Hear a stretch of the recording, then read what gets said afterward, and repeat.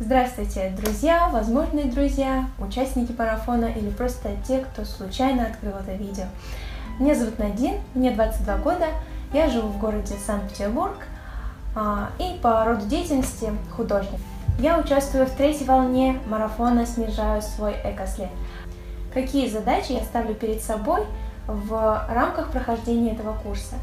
Первое – это дополнить имеющиеся знания. Вторая – это скорректировать тот опыт, который есть у меня за моей спиной и который, может быть, есть у других, что-то почерпнуть себе и обогатить свой опыт. Третья цель – это взаимодействие с другими участниками марафона и нахождение себе единомышленников. И четвертая цель – попробовать себя в видеоотчетах.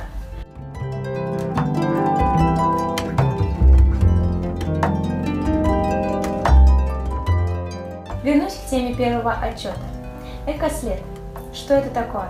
Экослед – это тот метод, по которому можно примерно определить, сколько гектаров земли на планете понадобится вам для получения электроэнергии, тепла, изготовления одежды, производства продуктов питания и всего прочего, чем так богата наша жизнь и что нам необходимо для этой жизни. На одного человека, как мы понимаем, должно приходиться не больше одной планеты. Но на сегодня, в то время, когда всего у нас в достатке, мы живем в больших городах, у нас есть свет, у нас есть тепло, у нас есть горячая, холодная вода, продуктами переполнены все магазины, у нас есть огромные гипермаркеты с разной кучей вещей, мебели, бытовой техники. Средний житель США использует потенциал более чем в 5 планет.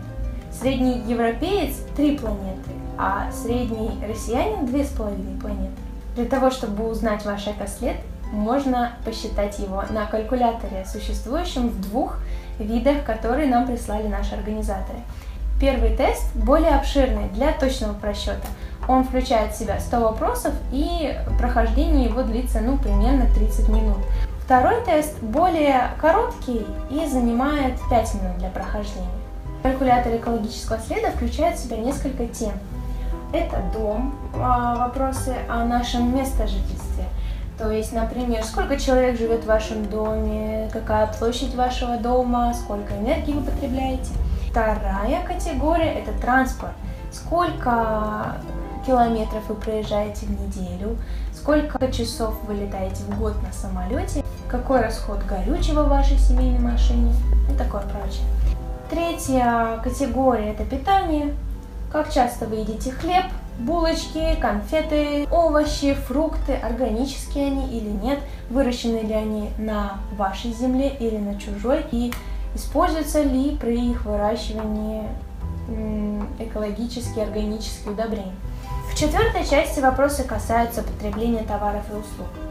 Например, какую сумму вы потратили в прошлом месяце на покупку одежды, на покупку табачных изделий, на покупку электротехники.